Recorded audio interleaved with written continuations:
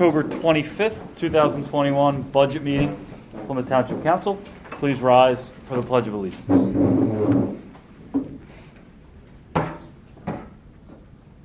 I pledge allegiance to the flag of the United States of America and to the republic for which it stands, one nation, under God, indivisible, with liberty and justice for all. Thank you, Tim.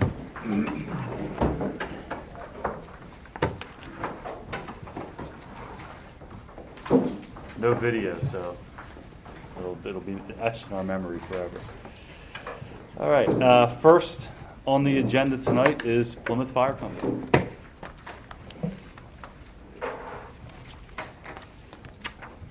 The podium is yours whenever you're ready.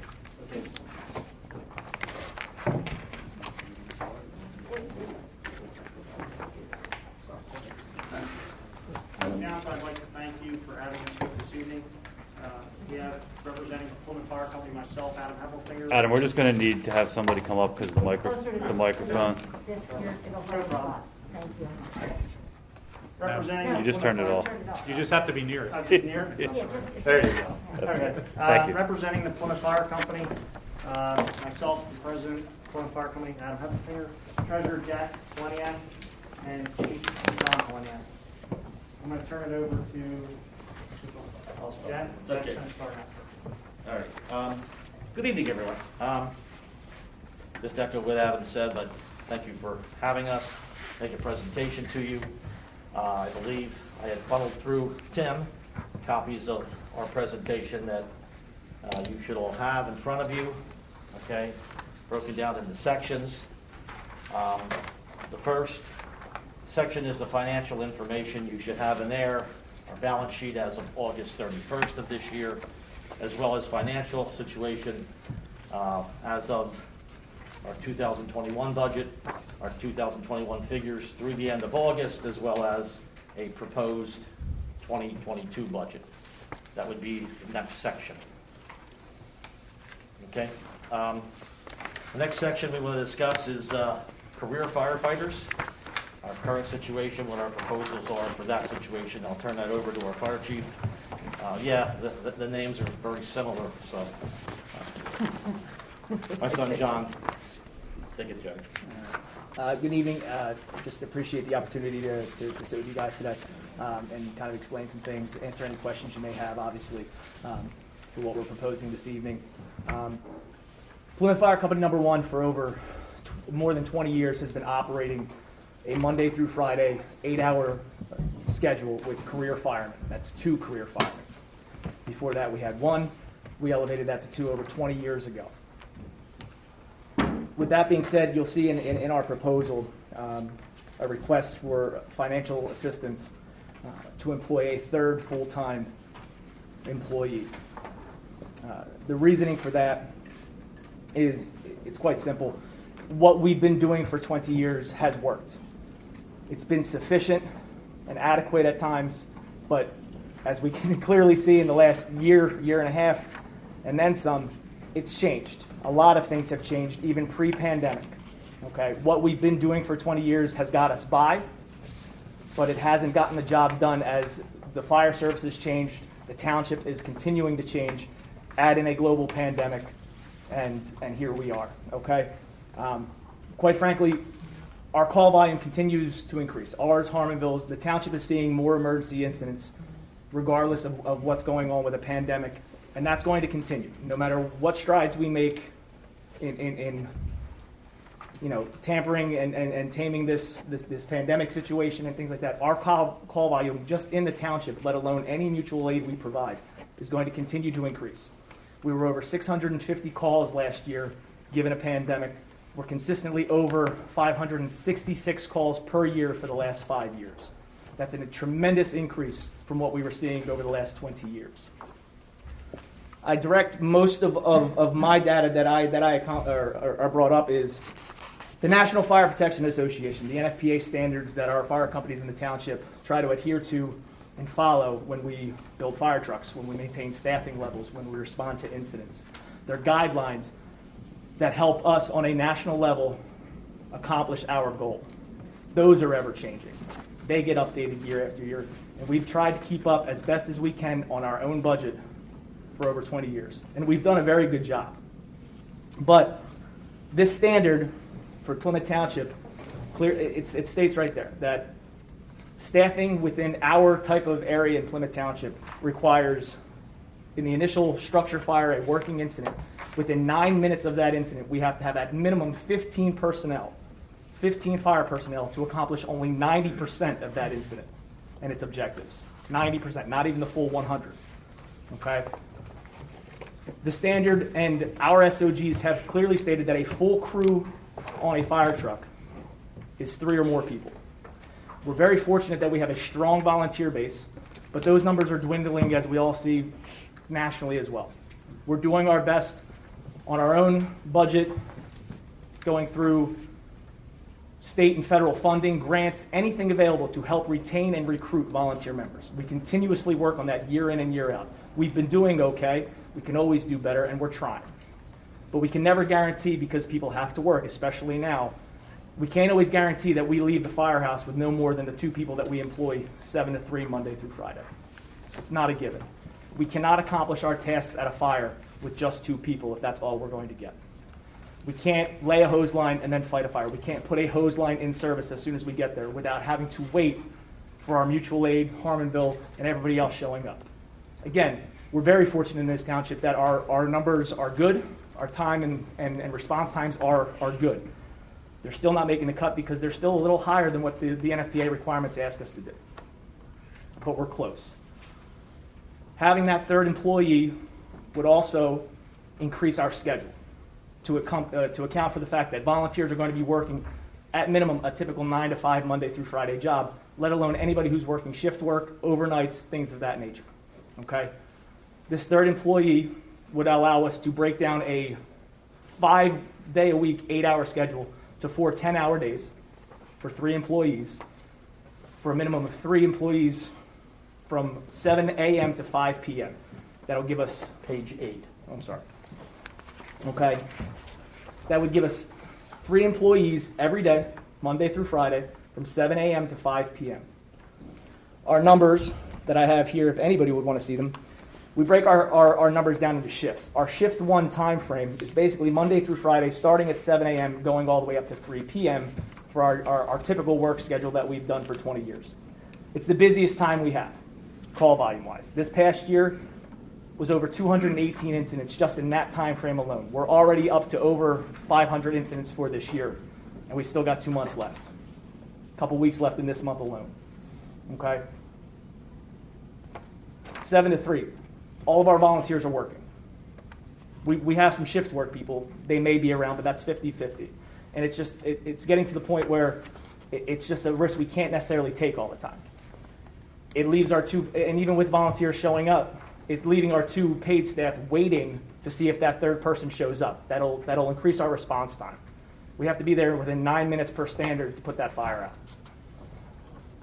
On our own, what I've done this year so far is I've changed our response procedures. We've taken huge strides, more so now than we have in the last 20 years, of changing our response procedures to make sure on our own, without any financial assistance, that we're getting adequate resources as quickly to a fire scene in Plymouth Township.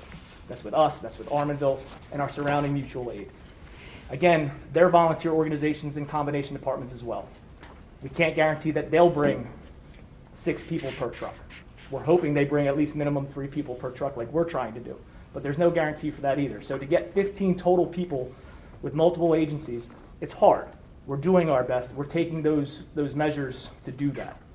This 3rd employee for us, we can show up within a 4 to 6 minute time frame of initial dispatch if it's in our local jurisdiction for Plymouth Fire Company. That would allow us to get there, be able to put hose down in the street from a fire hydrant to our fire truck, and get a hose line in service even before anybody else would get there. Okay? You're already minimizing that incident tenfold by getting that in service as quickly as we can. And then once we get the cavalry coming in that we've taken the strides to do, we're in really good shape. Okay? It doesn't seem like much, but that 3rd person it's essential in these trying times. We guarantee 3 people, a full crew by every standard, every SOG that we're involved with. Our own SOG, we've taken the strides to become a member of a regional fire response group with our local municipalities around us, it's their SOG as well. Minimum 3 or you're considered understaffed, because you are. We can't fight a fire with just 2 people. We can't send anybody in if someone's operating a truck and then someone's riding with them. There's no backup for that person. Okay, and if we run the risk of even trying that, it could be a catastrophe. He would ask you, I mean, it's not our purpose to be here tonight to read this book back to you. That's why you were given it. We ask you to go over it. If you have any questions, reach out to us either, obviously tonight, whenever. We'd be very happy to elaborate on it. As the chief said, we have been operating a 2-man career firefighting staff for, the better part of probably 25 years. We had one before that, which we established in 1973. Yeah, I'm that old. We have taken strides. Last year, if you recall, we were asked to improve a lot of our current firefighters. We did. With the township's help, we were giving them an above average raise last year. We began a retirement fund for them with a simple IRA where we match a 3% contribution for them going forward. And we've tried to put together a staff of PRN as needed employees to cover shifts when they're not there. As the chief alluded to, the schedule on page 8 is what we're proposing going forward, which would give us 10 hours of coverage a day instead of the traditional 8. Of course, with the firefighters only working 40 hours for the week, that leaves 3 holes in our schedule on each week, which would be covered by the PRN staff. And as I mentioned, the chief has made great strides in trying to get the type of people that are available on an as-needed basis. As we mentioned, our 2 current employees have been with us a long time. One for 16 years, the other for over 10 now, which of course means they get, like any long-term employee, they get substantial time off, whether it be vacation, sick, personal. So there are holes to fill even on a normal schedule, yet alone our new proposed schedule. The next section I guess we want to touch on is which starts on page 9, 910, the 10-year apparatus building replacement fund. We've listed on this what we intend to do, potential costs, and funding sources. Some purchases will come from the township maintained capital fund. Some will come from our internal capital fund. The first thing we're waiting for is a sign replacement. If anybody has any pull, by the way, with the zoning board, we would appreciate if somebody could get us on their agenda. We have been really waiting on this one. I don't know if you're familiar with what happened. You're on November. What's that? Yeah, We haven't heard a word yet. Oh, well, I know you're on November. Okay? Yeah. Because our original application got, misplaced, for lack of a better word. And we didn't get on the agenda in October, as we thought we were going to.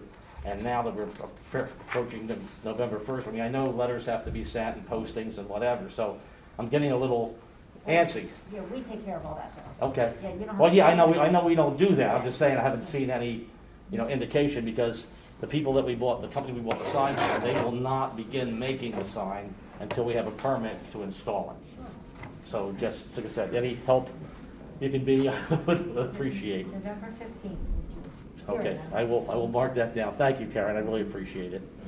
The other thing that's going to happen very soon, we're going to use substantial funds from our internally to pay off the loan for our telesquirt. That originally was financed, even though we did have the cash to do it. A prior administration decided that it would be best to finance it and see if those funds were needed for anything else. Well, we're 3 years into the loan. The loan that was taken, this is the first year that we have the option of paying it off, and that'll happen by November 15th. Roughly $326,000 and change will go from our, if you'll look at our, you'll see those kinds of funds are in our balance sheet to pay that loan off. That will basically eliminate all debt. At this point, the fire company will be debt-free. And as you'll see, as we get to the other sections, we're talking about additional debt going forward. So that's our replacement plan. We anticipate, as the chief noted on the report, that by 2024, we will be downsizing, replacing 2 vehicles with 1. It again goes to say with any sort of request for financial support, we're doing our best on our own to try to be even more fiscally responsible than we have been over the years for the long term. Okay, downsizing is appropriate for our station, for our members, for our staff, and will save us a lot of money moving forward into our capital account and the township, while still maintaining the same amount of service and protection we're providing now with the current pieces of apparatus we have. So it's just the smart move moving forward to put us and the township in a better position financially to help for the now and then 5, 10, 15 years from now. It's just the right move. And we're doing that, again, to ask for money, but to save money later on down the line as well. Yeah, paying off that loan, which was a 15-year loan originally on that truck. That's the annual payment, the $326 and change. That will actually save the fire company $10,000 a year in interest. So those funds will be incorporated basically back into our apparatus account, which we do have our own internal apparatus account. So, while some funds will come from the township, this repayment will come internally. That will not come from the township capital fund. Next section we want to get into, and this is why I mentioned that we could be taking on some more debt in the not too distant future, is some facilities expansion.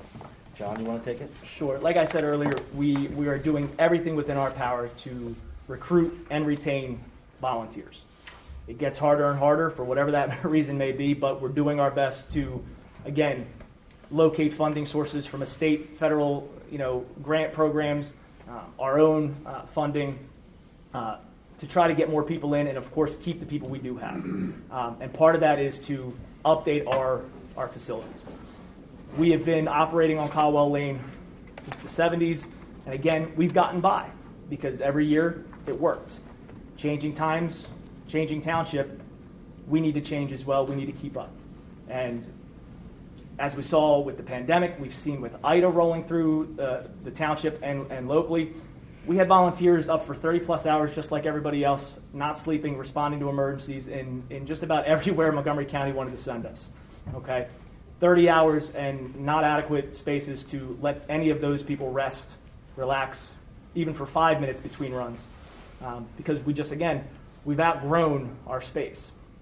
What we're trying to do here is expand, again, with our finances and taking on some of our debt with mortgages, is to expand the back of our firehouse to accommodate crew quarters for the staff we have, the potential staff we can accrue. The plan hopefully would be to do a more stipend program for live-in firefighters, utilizing people that go to the local universities, get on the train, go to the city for universities to have a place to stay, sleep there, provide service to us in the township while getting their education or having a part-time or full-time job. And again, we would maintain that budget. We would maintain the cost for those to live there temporarily, permanently, as a PRN, things of that nature. Again, we're taking on that financial responsibility on our own, not requesting anything from the township in that regard right away. I'll call your attention to page 13. That is basically where the addition is proposed at this time. And we are really in just the proposal. Absolutely. So we're asking a lot of questions. We're taking a look at the grounds to ensure that what we want to accomplish, we can accomplish. We are gaining valuable space to keep our current crew comfortable, potentially new recruits and firemen, giving them the advantage to utilize our services for their benefit, for their educational and work benefit, but to provide the service to our township. That's what firefighting is now. That is what volunteer firefighting seems to be going to, is younger generation firefighters who are going to school, having part-time, full-time jobs, trying to find their way in the world, and they're looking to provide that volunteer service, but they need somewhere to stay. They need somewhere to sleep for the day, for the night, a weekend, and provide that service. By this building expansion, that just betters our time. That betters our response times after hours when our staff is home. For those hours where we don't have a paid, fireman responding, that we're that much quicker with firefighters already in station. Okay? We're very fortunate now to have several firefighters that live around the firehouse that can get there in a short time frame. But again, you add in vacation time, seasons, and life, we just can't guarantee it all the time. We're doing our best. But this project would benefit us not just next year or the year after, but this is a 20 to 25 year type investment that will pay dividends to us, but more so the township, if we're able to get this done the way we anticipate doing it. And again, to not burden the township with even more funds to request for that. Doing that on our own to, again, get our goals met. If you read through page 12, where we talk about the expansion, you will see, and of course page 13, which is a rough diagram of where the expansion would take place. It would be the length of our engine room, which is 75 feet. How far back it goes, 30 feet would be the max. It could be a little smaller.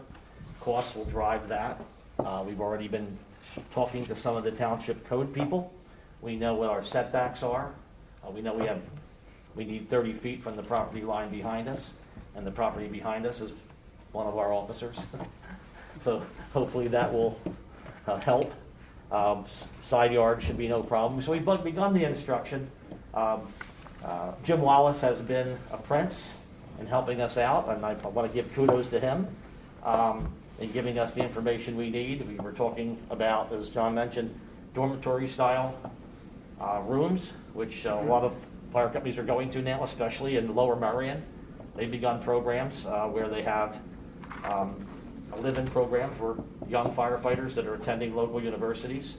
Also, some of their own firefighters, young firefighters that, will stay over. And we're looking at, obviously living quarters, dormitory style rooms, bathroom and shower facilities, as well as laundry facilities for them. That is what would make up the expansion. And like I said, we're looking time-wise. We're beginning our planning. This is something we believe is necessary quickly. We would love to break ground sometime mid to late 1922. Or 2022. Huh? 2022. Yeah, same thing. So it just, with the call buying we're already seeing, add in the potential for what we've been seeing, weather-related, natural disaster-related that we are unfortunately seeing, to add in, obviously, I hate to keep bringing up pandemic-type things, but it's not going away. We still have to change and think outside the box daily and weekly for those types of things. To be able to put members, volunteers in the firehouse, ready to go at a moment's notice, after hours when we're not employing personnel, it goes without saying that we're in a much better spot to do that, but we need the facilities to be able to do that. And that's what we're proposing, that we're trying to do for us, for the township, to show, obviously, the good faith that we are doing everything we can to improve, to build, to expand, and obviously not burden the township with any additional costs that way. Again, we're hopeful and we're excited about it. Our members are excited about it. It's something we're all looking forward to getting involved with moving forward to break ground. So, again, it's just putting the safety of the community first and foremost, and again, it gets rid of the what-ifs. The other pages, as part of that section, I just would note that I listed the partials. The Plymouth Fire Company's lot, if you will, is made up of 3 partials. The shaded one is where the bulk of the fire station is. The one right behind it is mostly the parking lot, and actually the one, this is what we refer to as the lower 40. It's a grassy area. We've kept this open space. All of this ground was at one point owned by the state, which we had conveyed to us over the years, starting in the mid-1970s. We moved up there to the first lot, the shaded area. We moved there in 1978, and then over the years we took on the rest of the property. The third partial we took as a buffer, but we knew that it was originally if I recall my history properly, the Marine Corps wanted that property to build a VFW type facility on there. Of course, that went over real well, as you can imagine. They abandoned it. The state asked us if we wanted it. We took it on just mostly as a buffer and open space. There's no plans for that grassy area at this time. All the expansion would be on the current 2 parcels. The last section is self-explanatory. I don't have to read you the final one. These are the numbers that we put together in the rest of the proposal, what we're looking for. The only other thing we would ask for you to consider, the township does maintain a capital improvement program for us. It has been funded at the same level for a number of years now. I know it goes back to the days when people like Tom Spears were on council, so that tells you how long it's been in operation. It has maintained that funding level for that amount for quite a while. We would ask you to consider an increase to that at some point if it can be managed. I know both fire companies would certainly appreciate that. But we have used that fund in the past mostly for fire apparatus replacement purchases. With, of course, building expansion, I'm sure both fire companies could use additional funds rather than mortgaging the future. But that last section I said is self-explanatory. So I think we're pretty well done talking. Do you have any questions for us? Yeah, What? I did the math, and I think I'm right, that your proposal is asking for a 20% increase over what we gave you last year? I'm not sure what the percentages look at. Like I said, that's the dollar amount that we're looking for on that last page. Like I said, I didn't do a percentage of what it is. I mean, we're looking for last year plus those numbers would get us. And our budget in here for 22 is based on those numbers. If we don't get those numbers, obviously the budget has to be redesigned. Okay? But as you can see, we're looking to the future. While we don't believe we're anywhere close to a full paid career fire department yet, we think we need some help during the day. But this building expansion will actually help us out at night and weekends, because we believe that there are a lot of people out there that volunteers. We believe that that's one way to recruit people. See, I guess the whole idea of recruitment and retention. Recruitment, as any fire company will tell you, is difficult. And it's not that much different than any business. It's easier to keep good employees that are already trained and ready to go than it is to get new ones, because new ones need a lot of training. And I don't have to tell you what the training requirements are. Chief could expand on that if you wanted to. How long it takes to take a brand new person and train them to be a basic firefighter. So we put a lot of time into retention, trying to keep, I hate to use the word keep the members happy, but I believe you have to keep them contented. I believe you have to have their families buy in to what they're doing. And we try that. I mean, the new sign that we're getting, obviously, the one we have is an eyesore. It's been there for almost 20 years. It's the old-fashioned, put the numbers up on the, the plastic letters and whatever. I want to commend Harmonville and their signs. They're excellent, very good looking. You should have seen what they wanted to do first. Yes, and they're not, Just kidding, and they're not just the kidding. code, by the way, but Smile. Well, I've been through the whole code thing. Okay, believe me. I mean, I've been heading that project up. And the sign that we're going to put up, I don't have any of the things with me. It'll be basically the same size as it is right now. Height, width, etc. The lighted part may be a little bit smaller because, you don't need 6-7 inch letters on it. Okay, it's programmable. It will help us, we believe, in both our retention and recruiting programs. We also will use it. It will be tied in because it's a Wi-Fi connected device tied into a computer, and it will also be tied in to flash things like weather alerts and amber alerts, things like that. So it will have some value there to the community, the sign. We realize going through with zoning, I've read through the ordinances, that this sign is designed that can be toned down brightness-wise as it gets dark, and that can be set on a timer. And also can be flat out turned off in the middle of the night. There's no need to be flashing any messages, at 3 a.m., 4 a.m., whatever the case may be. So we understand all that, and we're prepared for that. And hopefully we'll get that up and running, by the first of the year, because it will take a good 6 to 8 weeks for them to construct and install the sign once we get a permit to do so. But just- again, I'm sorry. I just have a quick Sure. general kind of question. Just looking in your balance sheet with your different checking and savings accounts, obviously some of them I think are pretty obvious. Like you have a separate fund for your apparatus, a separate fund for your hall. The 113 and like 103, just for example, what would be the difference between those two operating funds? Okay, they're probably just not labeled the right way. 103 is our checking account. That's where the bills get paid from. That's a checking account, okay? Funds are taken from 113 and put into that. Now, of course, they've been reduced. As you can see, there's the capital fund. That's where the 326,000 is coming from, as well as the 30,000 for the sign will be coming out of that account. The apparatus fund, that's additional funds we try to save and put in there towards apparatus purchase to augment the fund from the township.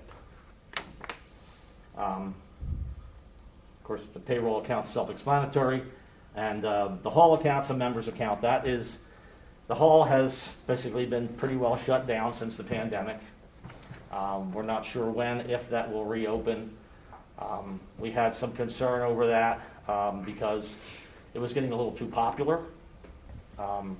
We were renting that hall out every weekend, sometimes twice a day on a weekend, because there are so few of those out. Now, while that brings in money, it's not what it's cranked up to be, because that kind of activity, that kind of wear and tear was taking its toll on the facility, okay? So when you start putting together the expenses of keeping the hall up, and in relationship to the money you're bringing in, it's not what it's cranked up to be. I mean, it was still making money, don't get me wrong. But the pandemic, basically we had to shut it down. And right now, our current status with the hall is we are allowing only our active members to use it. That policy we'll look at that again after the first of the year. Not sure where we'll be. One of the problems that we have with it, we have an internal attorney as well as our solicitor are concerned because of the liability. They have all the pandemic laws they put together, relieving organizations like ourselves of liability if someone gets sick and sues us back because they were at our facility is a problem still. So we're not sure how we want to address that. We'll look at where we stand come January with the whole pandemic situation, and as we all know, it's not getting any better sometimes. I mean, you see all what's going on. So you got your third shot today? We've used that funds from like the hall for our recruitment, our retention, our members. It's the small things that we were able to provide for them at the end of a year to thank them, whether it be a small Christmas get together or like the banquet that we hold once a year. We give and recognize Those awards funds come from that account. and things like that. That's where that money comes from. And again, we don't get lavish and overspend with it. We like to keep that money where it's at as best as we can, but it is there so that we can use that for the 1 or 2 times a year that we give back to them for the hundreds and thousands of hours they give us and away from their families each year. So.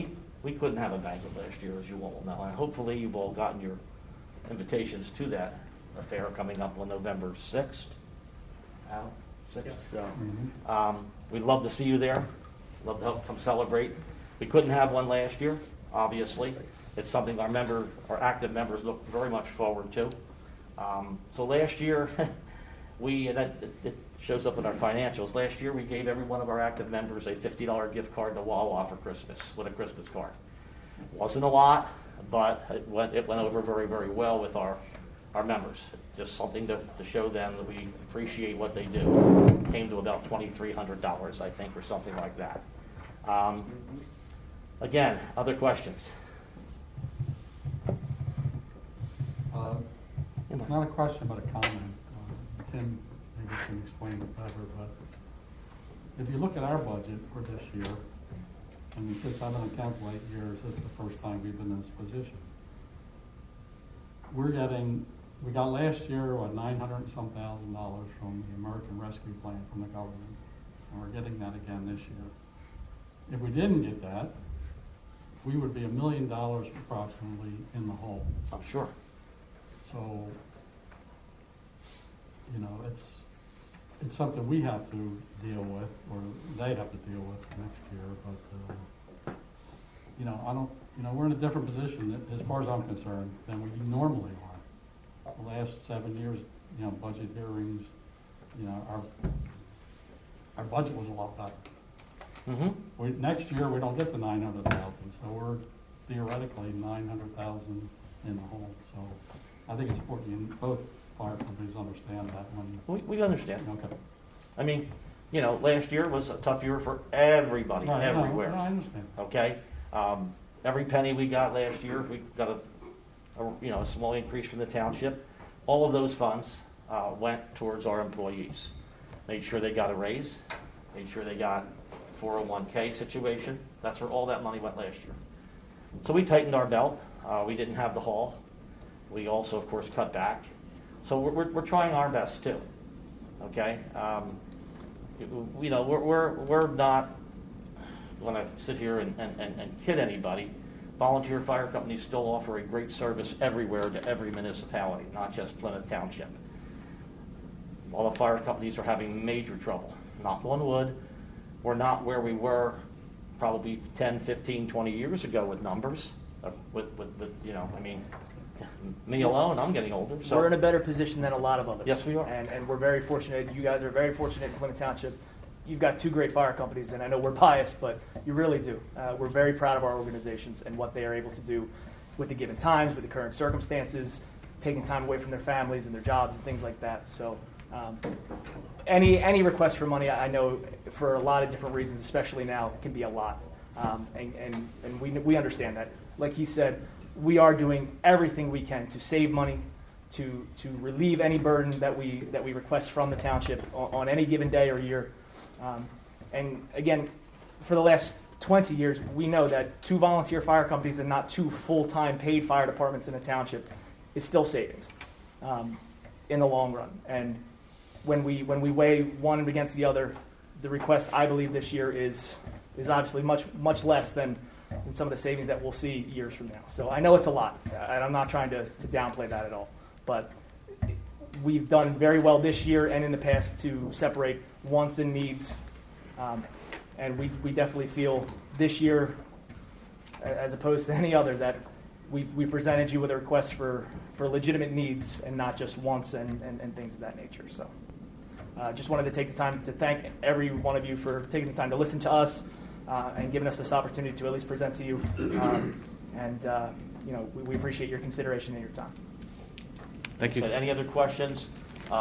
Tim, Karen have our email addresses. I would be glad to converse with any of you one-on-one.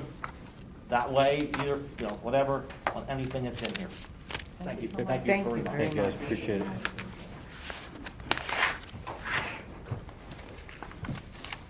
All right, Harmonville, you guys are up. Try and keep this quick because it's my wife's birthday and she's already Oh, mad that I'm oh, No questions, okay? That's what we presented, what, I thought what I said was, I was going to. General. I won't say it again. Just a quick introduction. Everybody knows Dave McGuigan, our chairman of our How you trustees. guys doing? Jim Baird, the vice president of the fire company. Walt Krosky, the treasurer of the fire company. And I'm John Hoffman, the fire chief. First and foremost, Tim, congratulations and thank you for all your time and effort that you put in to help us out throughout the years with budgets and everything. Marty, you also, thank you for your 8 years of long service on the board. We appreciate it. So Dave's going to touch through some of the balance sheets and everything. And go ahead. how you guys doing? Thanks again for having us, present in front of you and, with, your consideration on what we submitted to you guys. As you can see, the first 4 pages, it's the first page is the balance sheet, and the next 3 pages are a profit and loss sheet. Everything's pretty self-explanatory as the years pass, where we stand at with our accounts, our investments, so on and so forth, regarding our monies and assets and liabilities. The P&L sheets are pretty self-explanatory. Instead of going through item by item, page by page. Does anyone have any questions just on those first 4 pages that were presented to you, the balance and the P&L sheets? Seems like you get a big drop off in your grants. Your proposed budget, is that? Well, you have to remember, 2 years ago, and we were going to touch on grants in a little bit, but we received a $380,000 grant. So that's why you see a big decrease, because of $380,000 down to what we, for 2021, we were actually able to receive another FEMA grant for $140,000, and that's going to diesel exhaust capturing systems for both our firehouses to keep our members safe from the diesel fumes of the trucks and everything. So. Page 3 is our proposed budget for the township, from the fire company to the township. We're asking for about a 3% increase from last year. We're also asking for, as you see for the township paper call, we're asking for a little bit of an increase for that as well. With this recruitment and retention grant that we have gotten, we have gotten more members in to volunteer. And we're retaining them. And I just want to point out with that, we've had a big increase in our volunteers. Since our kickoff of our recruitment and retention program 2 years ago, we've seen an increase of 18 new members in 18 months, which is fantastic. We don't retain every single one of them, because once some people get into the volunteer fire service, they see that training is a lot. They're not able to do it with their family life and everything. We respect that, but we see about a 65 to 70% retention from the members that have joined since our recruitment plan has kicked off 2 years ago.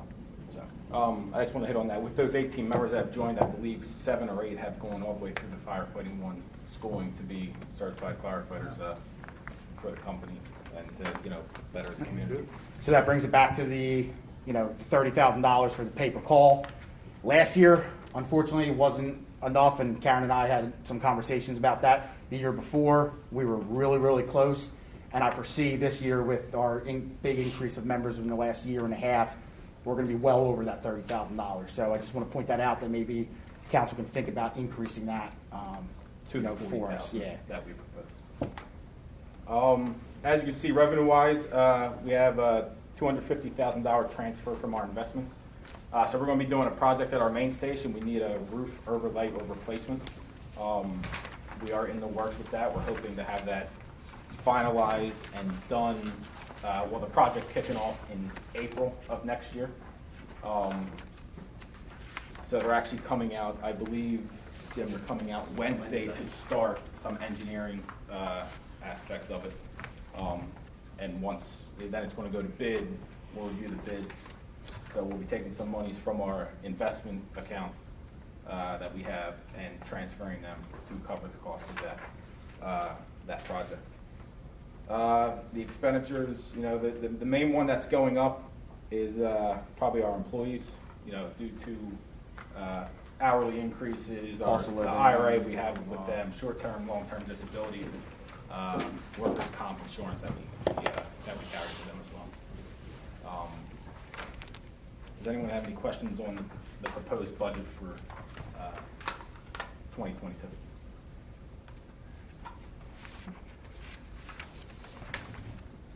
Page 4, you'll see the 2022 capital expenditure is our 5 and 10 year plan. Like I said, our big one is going to be our roof replacement at our main station, upwards of $250,000. We have very little circulation there, so we're going to throw some hopefully commercial sized fans in there, but with the fitting of the diesel exhaust capturing system, might have to downsize those fans a little bit. So once the capturing system's in, we'll retrofit the bays to how they need to be. And then painting of the Station 1 bays. I believe that's been painted since the station's been built. So once that exhaust system is ready to go, we're going to give it a quick paint. They can install it. No point in painting it now because all the exhaust The diesel still just goes everywhere in the firehouse. As you see, our 5-year plan, pretty self-explanatory. Our main one is going to be our Station 2 rebuild or replace. We have been talking to some engineering firms. I know we've talked to the township, Karen, Chris, and Karen, about possibly hopping on the bond with the township in the next year or so. There are grants out there that we're going to try and apply for to hopefully get, which we'll have to piggyback off the township as well, because I believe the township has to, correct me if I'm wrong, talk to the state rep for us, then the state rep has to get it onto the governor's desk to sign. But we're looking at minimum probably to replace 2.5 million at minimum, I would say. The engineers did say it could be upwards to 6, but that all depends on our wants versus our needs. So it could be less. We're trying to keep it on the lower end, but whatever is sufficient for the members and adequate, for us in the township to. We tried that. Sounds familiar. Right. It's, and then, our 10-year plan, depending on, what we do with Station 2, there's some things in there that we would, upgrade and, our Station 1 heaters in our engine bays. Any questions on that? Page 5, I'll turn back over to John. It's our, Okay, so our apparatus replacement plan is on page 5 here. As you see, if you see an increase from last year to this year on the agreed values, we sat down with our insurance company. We realized that our agreed values were pretty low for what the trucks actually cost. So there was an increase in prices for actual cost for replacement of these trucks on current value. All right. You will see in the 2024, we will be, as I told you guys last year, we will be downsizing our fleet. Incorporating one Quint apparatus and one engine into just one engine. So we're going to downsize our fleet in the 2023-2024 apparatus replacement fund. The rest pretty much remains unchanged for apparatus replacement dates. So you guys have any questions on trucks or anything? I just want to hit on kind of what Jack said as well in regard to the township capital. We're real appreciative of what you guys do for us and the funds that you guys give us. The township capital has been at a steady for, I've been in for 17 years. And John and Jim and Walt have been in, way longer than us. And we understand with, the hard times with, monies with the township and funds and revenue. But even if there's a way to bump that up, $25 or, $30,000, everything's costing. I know it's costing us more. I know there's costs for the township, but like I said, we appreciate everything you guys do, every penny that you guys give us. So, if that could be taken into consideration as well. Any questions in general regarding? Yeah, any questions from you guys, Gus? Okay. All right. Thank you guys for your time. Appreciate it.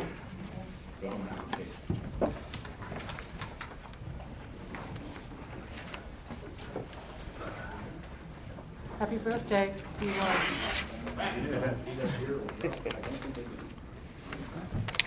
You guys good with us? You need anything I else? think you're good to go. Thank you so much. You got training here too. Thank you very much. Thank you guys. Have a good night. Have a good evening.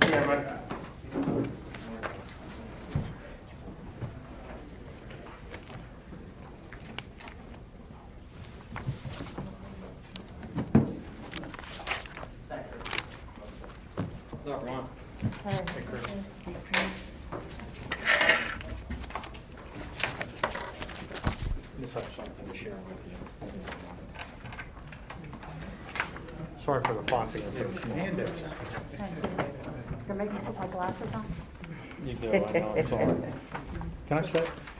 Yeah. Thank you. You're in the hot seat now. So I just, I put a little spreadsheet together.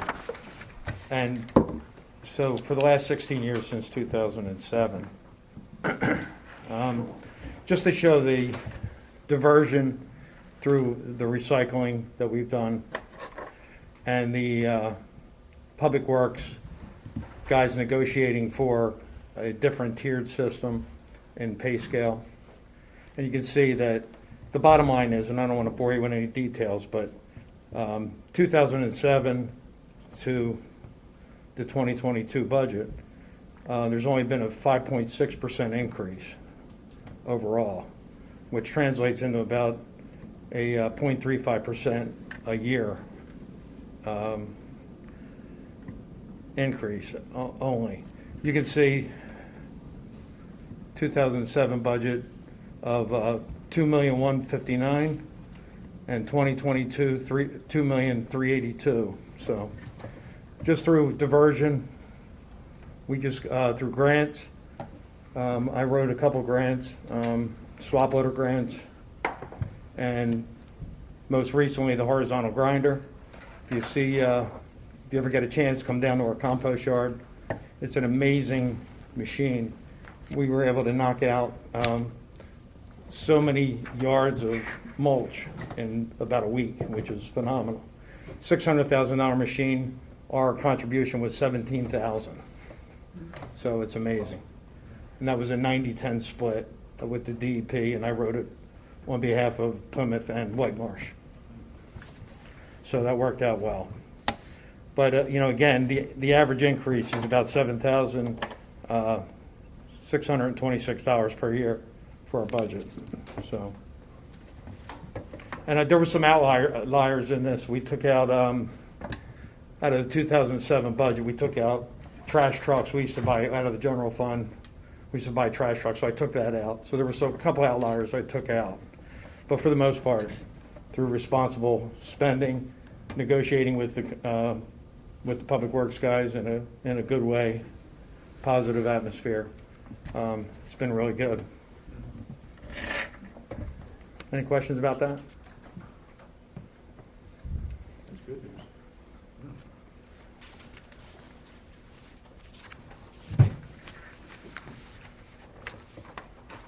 So sanitation, again, for the most part, we just held the line. Our budget in 2022 is actually less than 2021, which is always a good thing. You're starting to see the results of guys retiring and the new wage coming in at 60%. It's such a value. It's such a big difference, and you're going to see that number keep coming down a little bit. I guess the biggest one we got to watch out for right now is fuel prices. It's so volatile, so we really don't know what's going to happen with that.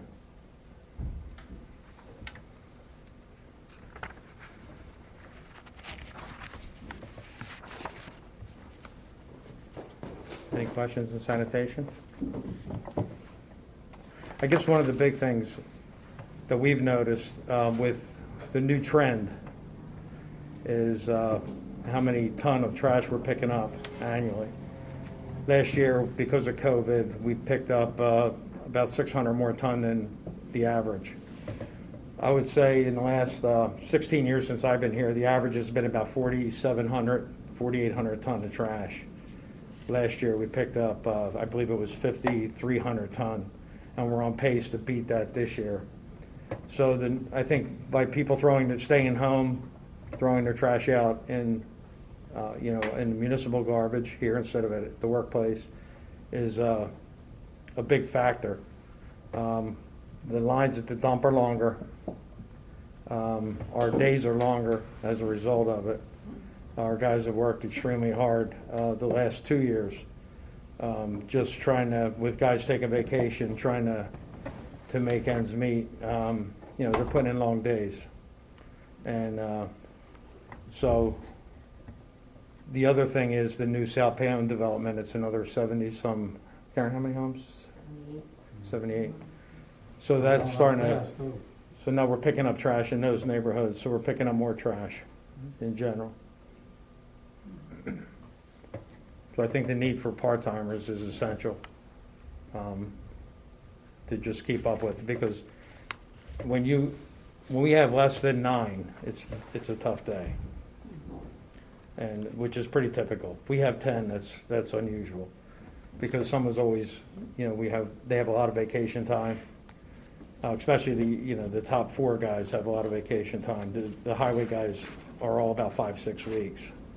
And no, the newer guys don't have as much time, but certainly something to consider. They've been trying to work with us at the dump to try to get us in and out, but the lines have been, sometimes if you go by, the lines are all the way out towards Allenwood Road. So it's been a little bit of struggle. I got to say that Mike Frank has done a phenomenal job managing the group, because if you've noticed, some days they get recycling first, sometimes they get trash first. It all depends on where the dump line is. And Mike is always very responsible about not having overtime. So he's always talking to me, what do I do? Should I, do I go to the dump, or do I, wait till tomorrow morning? So he's always conscious of that, mindful of the budget. And I couldn't ask for anybody better, really.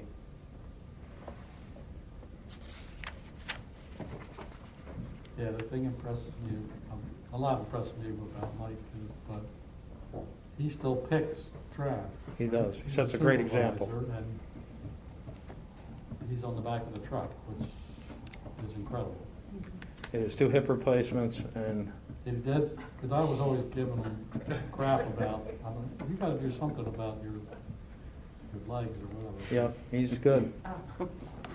Feel bad now? No, I mean, when I would see him years ago. Right. He would be, Yeah, he's one of a kind, really. He does. You talk about setting a great example for everyone. coached my kid in the All-Stars many, many years. Yeah, he's definitely. We're very lucky to have him because he does. The guys respect him, and by leading by example, everyone else follows. Good leadership matters, and you've got a great crew. I mean, it proves it. Yeah, it really is. Yeah, we're very fortunate. Chris, are you currently adequately staffed? I'm sorry. Are you adequately staffed at this point? Yeah, I would. I mean, it's always nice to have more men, but we always were at 27. Now we're at 26, and we've been at 26 for, I guess, probably 10 years. 10 years at least. You know, but with trash going the way it's going, I'm not sure what the future holds. You know, as far as, you know, so long as we're getting done in a timely fashion. You know, I guess, I mean, we're surviving. I know if you ask the trash guys, they would say yes. They would gladly take another employee. Pile it on.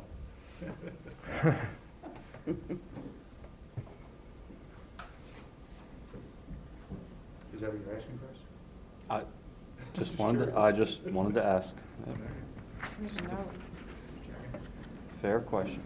You know, one of the things, you know, with our budget too, and you look at these numbers, we've done all this by adding programs, not taking away. So even at the worst of times, we never took away, we just kept adding. So we never wavered on our level of service. During 08, when everyone was kind of bailing on programs, we took them on. We're like one of the only municipality that has a e-waste site, and I'll tell you, it's a lot of paperwork. And the reason why a lot of people bailed on it is because of the amount of paperwork that's involved. You know, to keep it going. It's almost like you get penalized for trying to do the right thing. And they make you do spreadsheets and quarterly spreadsheets, and so it's a lot. But that's why White Marsh stopped doing it, because it was too much paperwork. But it's better than finding them on the side of the road. So at least Plymouth has an outlet.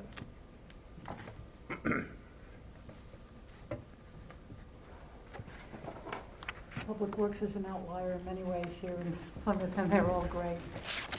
Right.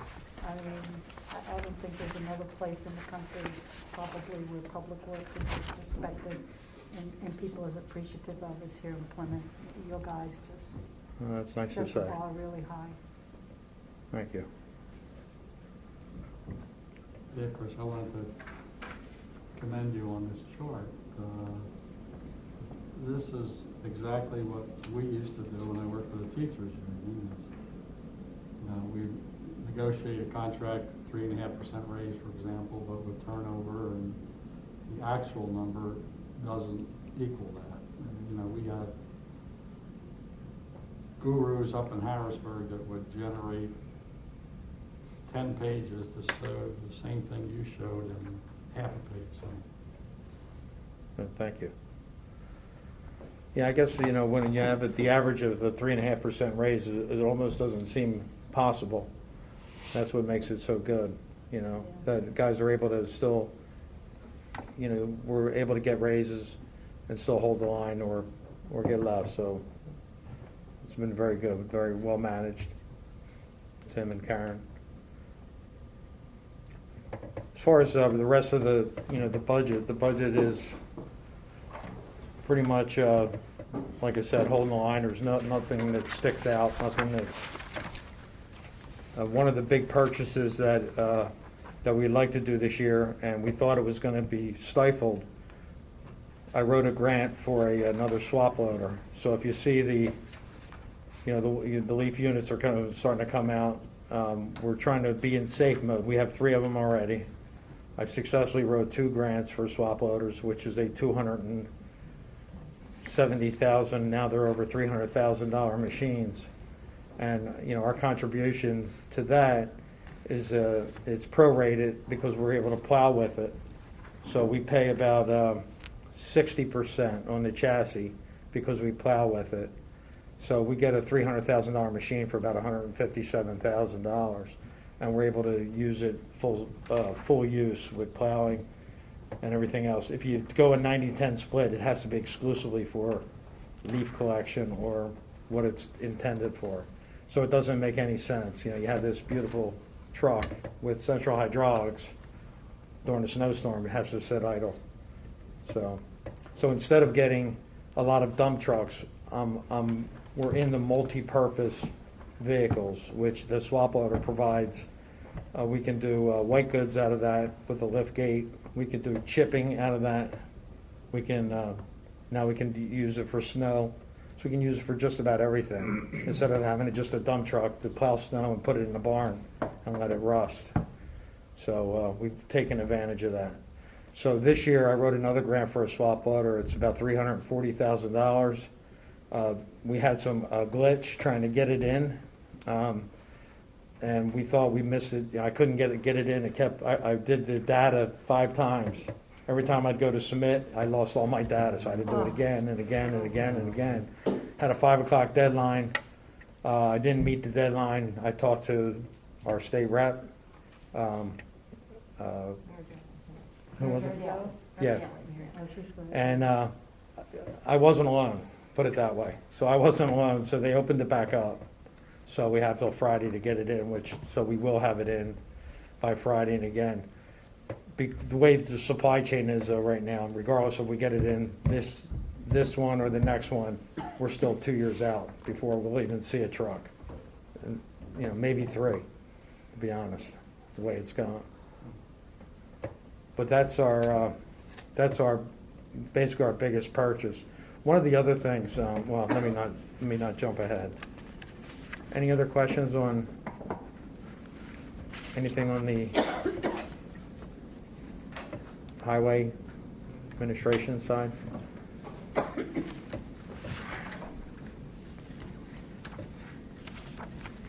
It's a very boring budget. You can see our road plan, capital reserve, because of our new horizontal grinder, we would like to get another grapple bucket. Grapple bucket is something that goes on our wheel loader that is able to grab material. If you see our horizontal grinder work, it actually can take diameter logs and make them sawdust. It's absolutely amazing when you see it work. We bought multiple screens, so our product that we're going to be putting out is much better than it's been. So now we'll have a fine material. It'll be double ground. I also negotiated with Mayfield Gardens, and they are taking our material. One of the difficult things in public works, I just got off the phone with Horsham and Springfield today, trying to find somebody that would take their material. And we had a guy come and he said, I want it all. I'll take it all. Wow. So when you have that diversion and you're able to do that, not having to pay for it is paramount. Where is Mayfield Gardens? It's in King of Prussia. So they make soil and they do mulch, they do soil, but a lot of people amend their soil with a fine material to add nutrients into it. So and also Blair, you see them at South Payne's site. Blair also makes topsoil on site, so they've taken some of our material. But when you can't get rid of it, and now we have leaves coming in, another 1,600 ton of leaves, and now you can't get rid of your material, you have to pay for it to get rid of it. And that doesn't help the bottom line when it comes to diversion. So, but we've always had a pretty good material. We've given away about 800 yards of material that we either deliver or people pick up themselves. So it's been good. We've had a good product. One thing that I think is really important for us is to get our equipment. You probably heard me say this before, to get our equipment under roof. If you go out in our yard, we've had snow plows, we have leaf units, we have chippers, and they just sit out in the elements. And one thing that I think is really important is to get, if you saw our new assault dome, it's a canvas structure. It's like a dome, and I would like to get something like that that'll fit between the creek and our barn. It's about 60 foot by 45 foot, and it's under $50,000. Basically, it's on sonotubes. It has a front and a back, so you can drive in, drop your trailer, and then just drive out. But to get our equipment under roof is really important. So that's really the big thing that I want to do this year.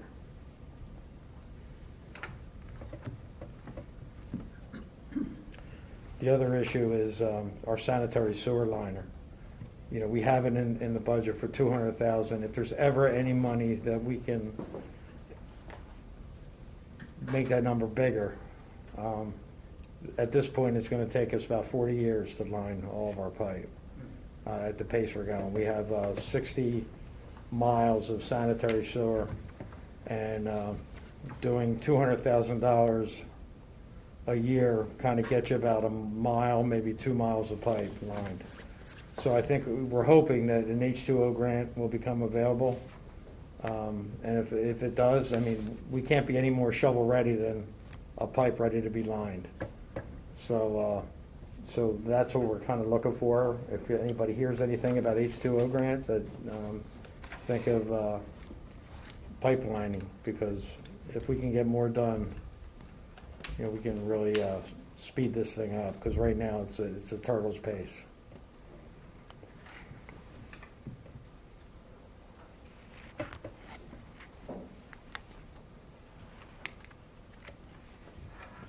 Any questions? No, just what happens the next year my street gets paid. Yeah. He's going off council. That's my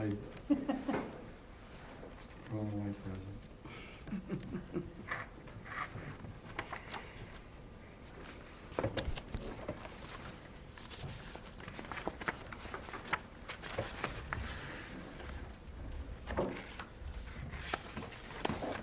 Anything? Nothing? Thank you. You're welcome. Thank you. Thanks, Chris. Good presentation. Highway 8, Chris, number 6. It's page 13-1. Yeah, what, with the highway aid, so with our paving, there's a couple things we can use highway aid for. One is anything that's in our roadway, in our right-of-way. But historically, we've used it for salt, for snow, for signs. And we buy our public works use asphalt with that monies. But when we went and did our street paving, we would use the capital fund. Depending on what kind of winters we have will depend if we can use monies for our annual street paving and use liquid fuels fund. So it all depends. This year, for example, we had a pretty busy winter, so we weren't able to do our street paving out of that fund. So the street paving had to come out of capital fund this year. So it's kind of dependent on what kind of winter we have, whether we can use it for street paving and the material. Typically, our street paving is about $300,000 a year. Our salt budget's over $100,000 a year, and you know, with our corridor, the busiest corridor in Pennsylvania, out here on Germantown Pike, it keeps us busy. Yeah. All the snow plows that we purchase come out of the highway aid So anything that's snow purposed will come out of that fund. We also have a equipment fund of 20% of our allotment each year can be used for equipment and only equipment. So from time to time, for example, our street sweeper 2010 was purchased with highway aid equipment fund. A wheel loader that we just purchased for our roads or for salt loading was purchased with that liquid fuels funds. So from time to time, that money accumulates. You know, get $400,000 a year, you got $80,000 for equipment, and if you don't use it, it rolls over to the next year. But you can only use it for equipment.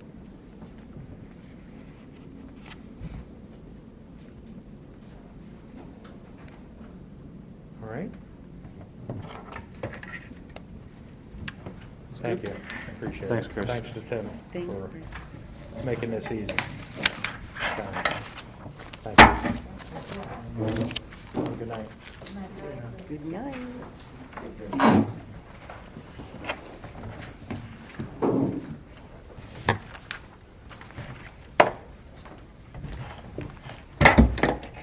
I'm glad Chris sat down. I didn't want to be the first. There's no way I was standing through all that.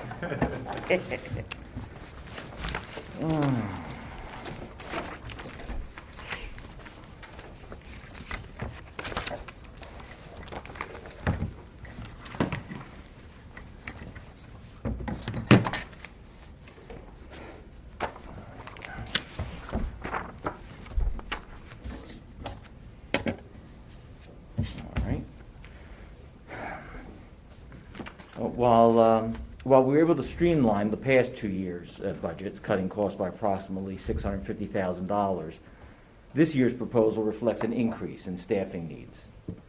Due to significant commercial growth in the township, as well as increasing demands on our officers, I propose modifications in the following categories. In category 4101, full-time civilian, I propose the addition of a civilian records clerk at approximately $60,000 salary.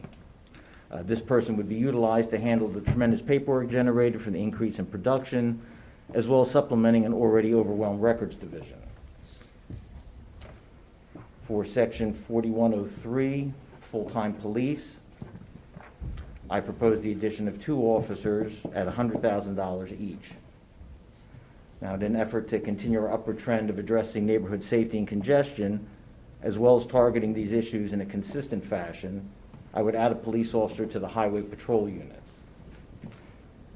Secondly, in order to adequately address both the increase in officer-involved activity, as well as the several mandated county initiatives, I would supplement the patrol division with an additional officer assigned to a power shift.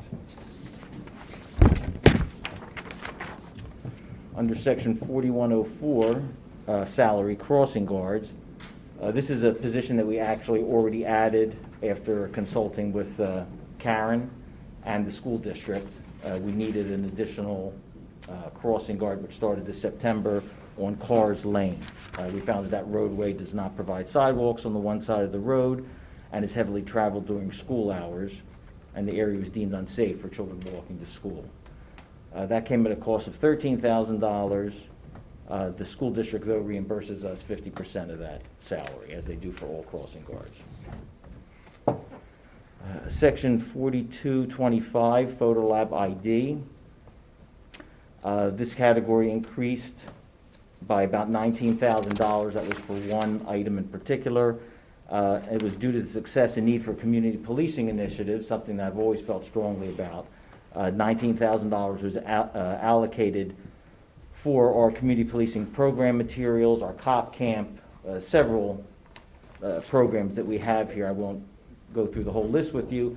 One new one, though, Citizens Police Academy, which we're going to advertise in the next month or so, that we want to actually start in the spring. It'll be in a sort of cop camps for adults. It gives people a better idea of what we do, why we do it, and get feedback from adults. And I've actually got a lot of feedback and a lot of interest from the local NAACP, from the CARC group I just met with the other night, that they were interested in seeing why we do what we do. Even when I started to go over some of the things, they were fascinated by things you don't think of, talking about the recent shooting and why we do things the way we do. And we started talking about the physiological effects of your body and what you see and what you hear and why you do things, and they hadn't even considered that. So I think it's just another great way to communicate with members of the community. And these are things we prioritize our community engagement efforts, and I feel we need to properly fund these endeavors. How many people do you foresee in the community citizen police? We were planning on starting this year with about 12 to 15. We were going to keep it fairly small. And I hate to use the term, but we were going to try and handpick the first group, only because I wanted to get certain community leaders involved, because I thought it was important that they see what we do and why we do it, because we've already had a lot of interaction with them. Some And of the then- leaders you just mentioned? Yes. Okay. And then slowly we'd start opening it up more to people within the community. But I thought it was important that certain groups have a bigger need to know right now, and I think it's just good all around that information is communicated to them. Section 4275, and this is really in conjunction with 4742, it's vehicle equipment and vehicle purchases. Vehicle equipment has increased. In this case, it's increased because we need to outfit 3 vehicles, so that's what I'm proposing. And in conjunction, vehicle purchases, 3 vehicles instead of 1 that we got last year. What we did was we always discuss these matters with our township mechanics. We made our decision in conjunction with them. They recommend, as we found to be the case, that vehicles need to be replaced at 60,000 miles. It sounds like a little for a police vehicle that for the most part is driven 24 hours a day. It's about its limit. One of the reasons it's its limit is because it's not under warranty after that point. And the mechanics have told us that the repair costs exceed the cost of regular replacement of these vehicles. They have to be sent out. They're considerable costs, and oftentimes they're better off just being scratched. We have quite a few cars down because we've tried to limit how many cars we've gotten recently, but that was also because we had been getting, for the last few years, 5 cars at a shot without any real investigation into what we needed. It was just pretty much automatic. So this year last year we tried to bring it in a little bit, see what we needed, but for this new year especially, if council decides to go with my recommendation for 2 other officers, we would certainly need those 3 cars. Quite honestly, we'll need those 3 cars regardless, just to keep our fleet sound. We were able, though, because we always look for a new vendor each year just in case for the vehicle equipment, and we were able to find a vendor that charged $4,000 less per vehicle to outfit the vehicle. So that helped as far as outfitting. Can I ask a question, Chief? Yes. It's actually for Karen. When you had mentioned about repurposing vehicles, did you take into account that they might not be worth it? Or We always let the mechanics so it might decide. be, okay. Yeah, It sounded to because- me like you're saying they might as well just be scrapping Well, them. they- If she's planning on using them, maybe she didn't do that. Oh, no. Okay. We always work with the mechanics. Oh, They- absolutely. They help decide which cars, They should- prioritize the cars, and also, should be replaced Okay, I just in wanted to order. make sure she was and- thinking. right. Oh, I know and- that and- some of the people that use them, like Ricky, Yeah. he uses it locally and doesn't use it nearly as much as opposed to the officers who are using it constantly for. Yes, so I said, like, code enforcement, fire Mhm. marshals, Rick, the one that comes here to the pool car for the community center, they're all kind of leftover police cars. Mhm. We repurpose them, but they might not be adequate for police, but that's All why, right. Just I one question, good. feel We even other repurpose them departments- for our detective fleet. I mean, Yeah. because they use them about the same as other township employees might, to go to an interview or so forth, as opposed to constantly running, constantly going. Just when you said they might be Yeah. better off being scrapped. Some of Yeah. them, Sounds but good. Yeah, but a 3 or 4-year-old car could be out of warranty, but we have 4 mechanics that keep them in great shape Mhm. for many years to come, often. Depends on the car. right. But, yeah. This might sound like a letdown after all that, but that was pretty much, I went through all my stuff. I don't want to leave you guys on a sour note. If you have any questions whatsoever, but I just wanted to show you the areas where you would see an increase in the budget. Other than that, we've pretty much gone down to the bone. We certainly have what we need, but we got rid of all the fluff, all the things that weren't necessary. And in these areas, I did bolster them because I do feel that what I'm asking for is needed. And Karen and I have additional information that we can share with you from the chief regarding the staffing issues. Yeah, and, If you'd like to see it. I read that too. yeah, I shared it with was- Kathy, if either Yes. one of you would like, It's worth reading. borrow I'll it, take a and copy, then I yeah. can. It's really important First information. booklet is the presentation, and the second booklet Oh. is the facts I and can the get you. figures, so. Dave, you I can wanna read get it you. at your Yeah, I won't mind reading. leisure, and then I can pass it along to Dave.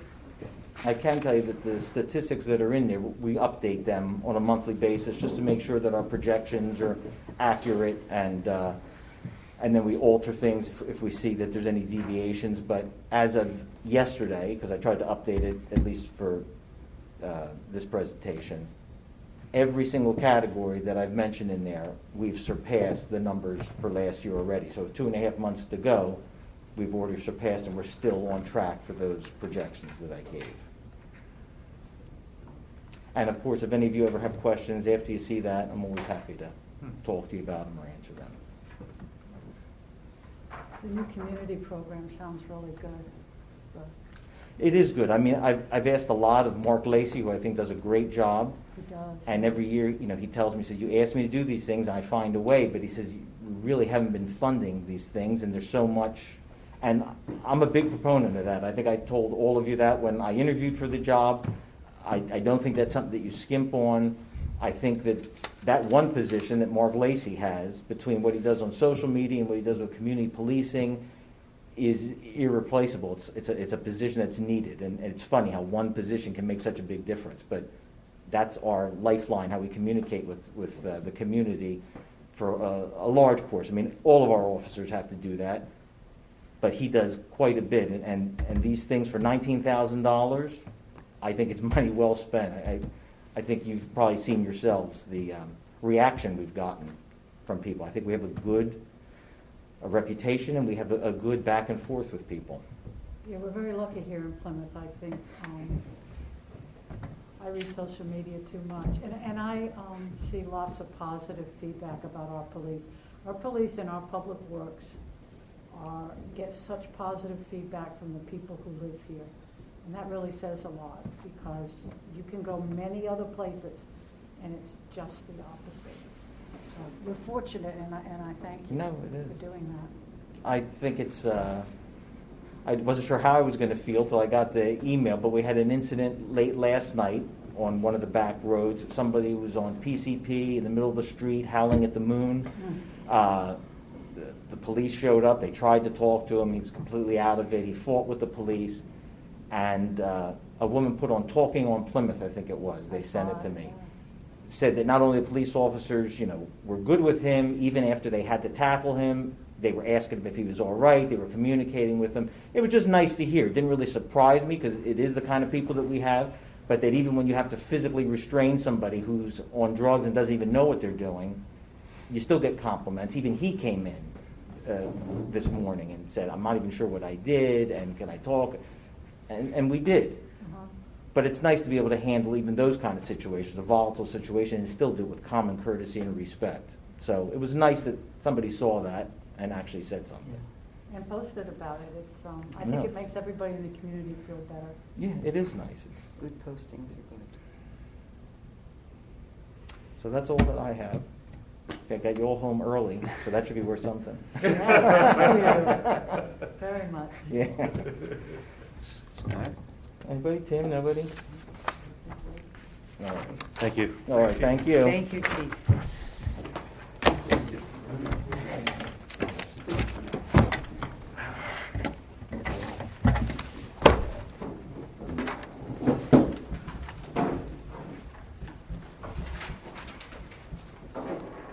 You all take care.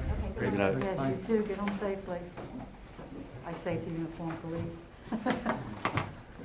Anything for miscellaneous? Be well, everybody. Good night. Good night. Thank you for coming in. Anybody else have anything? All right.